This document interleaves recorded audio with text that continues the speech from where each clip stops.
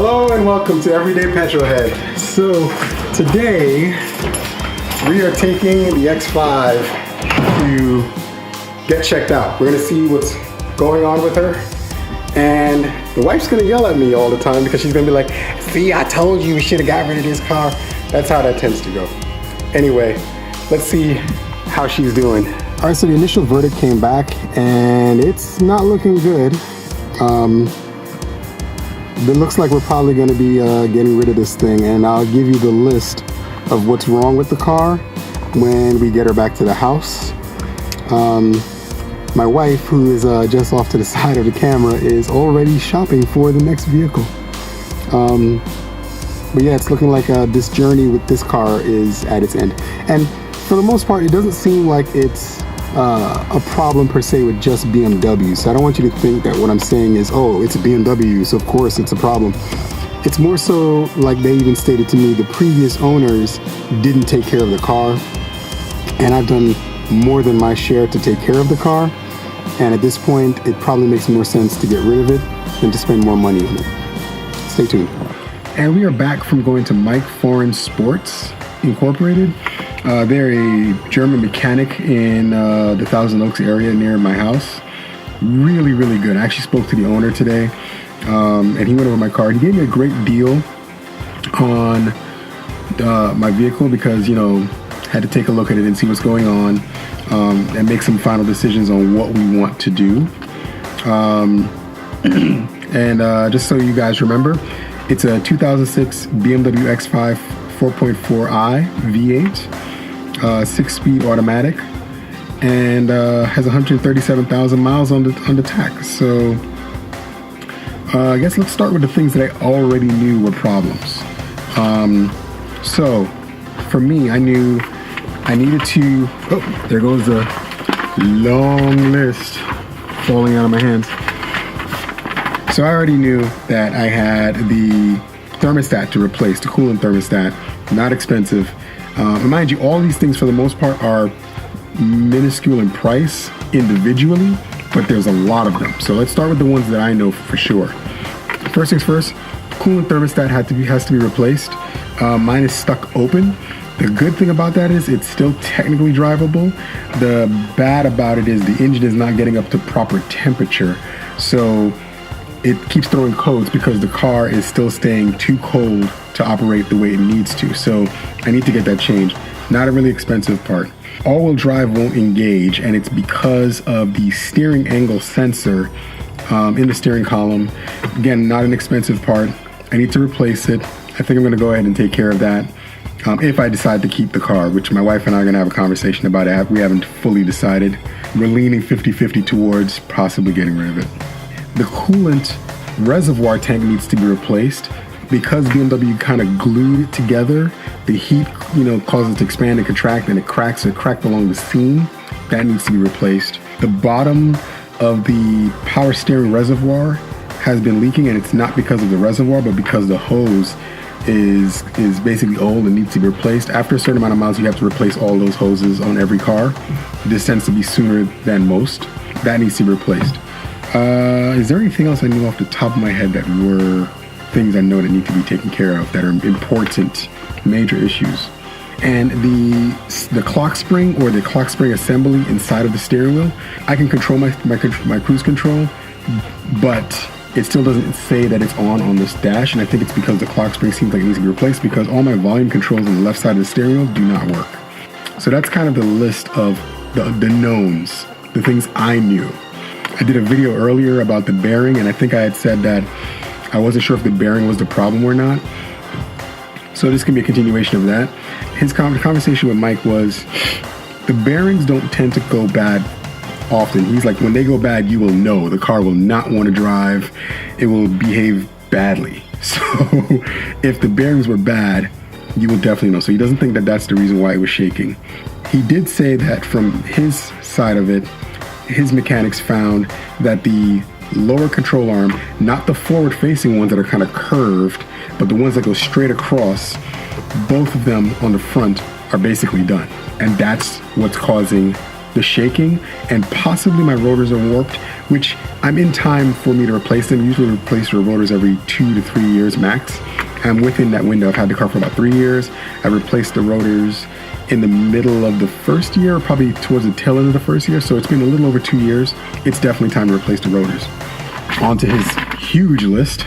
We've been having problems with the brakes for a little while, and I couldn't figure out how to get the power brakes to work properly. And he can't determine if it's the, without going deeper in, if it's the master cylinder or the hose leading to the vacuum pump. I replaced the vacuum pump a few months back, as you guys remember from a video I have back in my list. So it might not be that, but it might be the hose, it might be the master cylinder, it might be the brake booster. It's one of those things. Reasonably priced things. We're looking at about probably $350 for just parts alone for those. So right now the power brakes are not working right. He said the rear tires are worn out on the inside.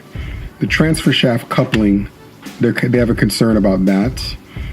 Let's see, timing chain cover and the valve covers and the alternator bracket. He said the oil leak on that side of the car seems to be coming from possibly my left valve cover gasket. It could also be from the alternator bracket and timing chain cover.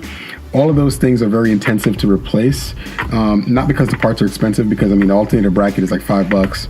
The seal for the valve covers, I think the whole set for all of them are about $250, which is not that bad. I can find it for less. But the problem is we don't know where the leak is coming from, and the best way to find out, he's saying, is to steam clean the engine, clear everything out, and then go from there. And then see where the leak is actually coming from. But most likely, he says all of those things probably have to be replaced. And he's saying that that's probably the reason why I'm getting oil in the back 2 cylinders on my V8 and not the valve stem seals.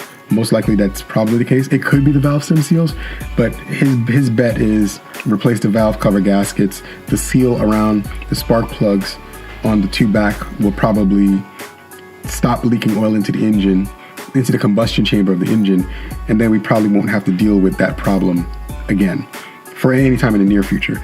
The transfer oil case where it says that it needs servicing, that's my fault. I actually changed the fluid on it a little after I bought it. I bought it with 107,000 miles on it, put 37,000 miles on it. When I got to about 16,000 miles, I flushed the transfer case fluid.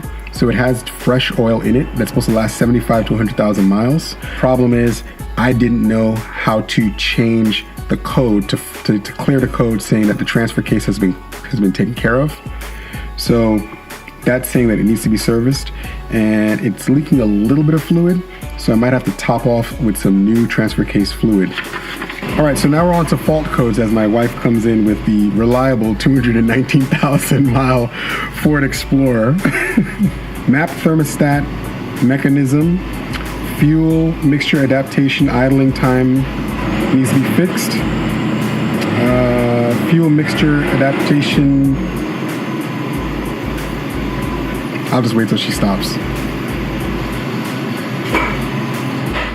All right, so going down the list of things that are actually wrong with the vehicle, from the fault codes that he was able to pull. The DME said for the engine, the map thermostat mechanism needs to be replaced. That's the thermostat that I'd mentioned earlier.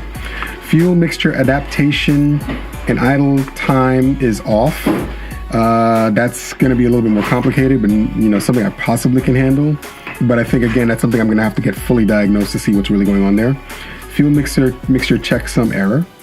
So that's the DME. The IKE, or instrument cluster, has two fault codes and a electronic brake force distribution code. Again, going back to the problem probably with either the booster, the master cylinder, or the hose that leads to the vacuum pump. Steering angle sensor plausibility. That is the steering angle sensor problem. So what my steering angle sensor thinks is the right wheel is sitting like this and the left wheel is sitting like this. Well, if you flip it around the other way, right wheel, left wheel. So that is easily solvable if I decide to replace the steering angle sensor. Let's see, run flat indicator, which I don't have run flats on this car because they're horrendous of a ride, so that's not on here. Check height, front axle, rear axle, EHC. I think that's the same thing. The run flat deals with the run flat issue because the car thinks that the tires are supposed to be, I think, a little bit lower than they are. My tires are a little bit bigger. These are some other things I kind of knew already. The driver door side mirror vertical adjustment potentiometer. Was planning to replace both mirrors because I found a place to get the mirrors brand new for $300 for the pair. Let's see, passenger sensor for the seat. That's a known problem. The passenger seat sensor is an issue. Windshield washer pumps need to be replaced. Kind of already knew that. Let's see, transfer case oil wear. I mentioned that earlier. That was the other code. So that's the list of the actual problems. Here's the good news, because that was all the bad news.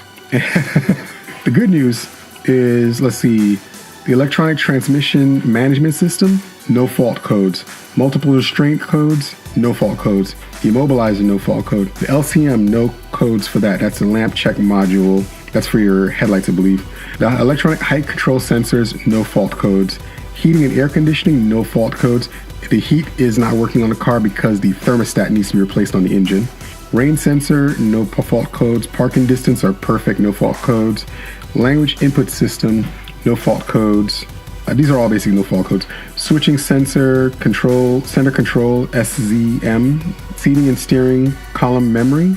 Adaptive directional headlights.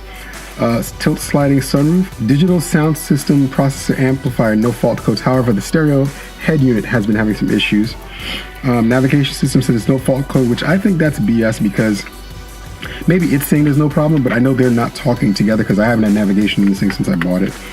And the telephone system has no fault code.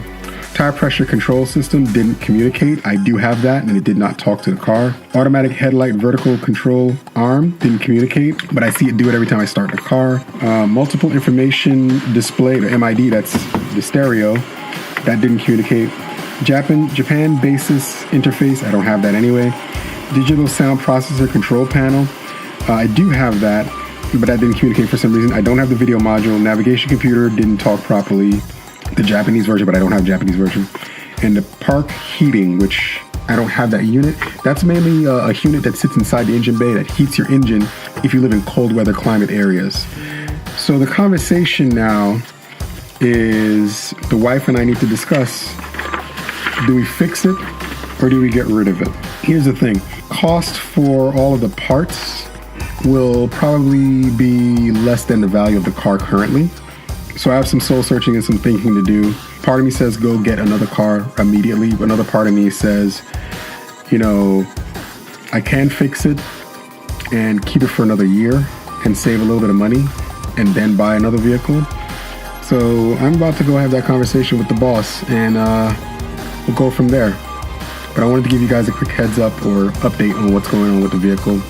Yeah, it's going to be a lot of thinking, a lot of talking, and making some final decisions. If you like what I've been talking about, like, share, and subscribe, and thank you for joining me again with your Everyday Petrolhead.